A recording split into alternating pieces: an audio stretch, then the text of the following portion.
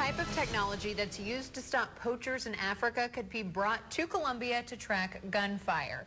Good evening, I'm Brittany Pieper. And I'm Jim Reek. Thanks for joining us. It wouldn't necessarily be used in the same way, but the concept is the same. Tonight, we investigate the technology and if it would be useful here by traveling to Kansas City, where it's already being used. Chief Investigator Jamie Gray is here to explain.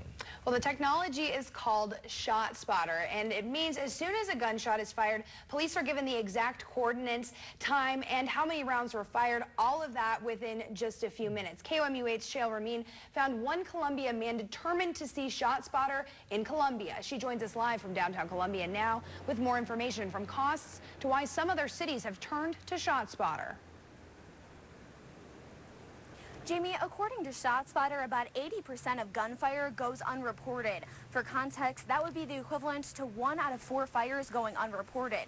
One Columbia man feels ShotSpotter should be overlooking the city of Columbia. So I went down to Kansas City to sit down one-on-one with a police sergeant to figure out how exactly ShotSpotter works. It's basically like having an alarm. It's like a gunshot alarm. A gunshot alarm that can pick up gunshots using sensors made up of an acoustic network. Different sensors that can hear it and kind of do its best to pinpoint where that's at, and it says, hey, gunshot went off.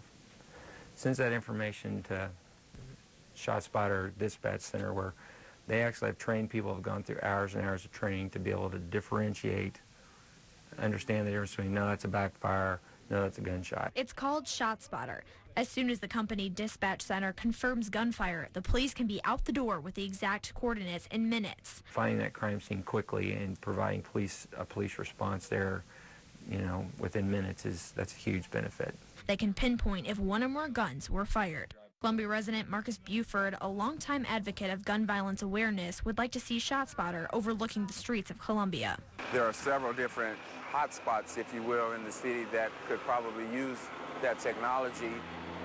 We're just sitting a few feet from an incident that happened less than 2 years ago where 3 people were injured due to gun violence here in downtown. But it can be expensive. So where does this funding come from? I spoke to the CEO of ShotSpotter, and he said if a sensor is here and another one is here, that square mile can cost anywhere from $60,000 to $100,000. Some people don't like the police and in fact don't call them. This helps us at least get our resources out there to where we can help them even if they don't call us. Buford says he wants to see more being done to help others avoid what he experienced in the past. Since growing up as a kid, I lost several friends and even family members due to gun violence.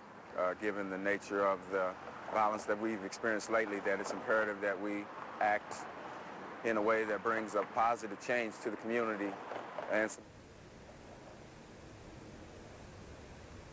I talked to the Columbia Police Department and asked if they would consider implementing ShotSpotter right here in Columbia, and they said that decision would be left up to their command unit. I also reached out to the city to see if they had a comment on the matter, but they were unavailable. Reporting live in downtown Columbia, Shale Remien, KOMU8 News.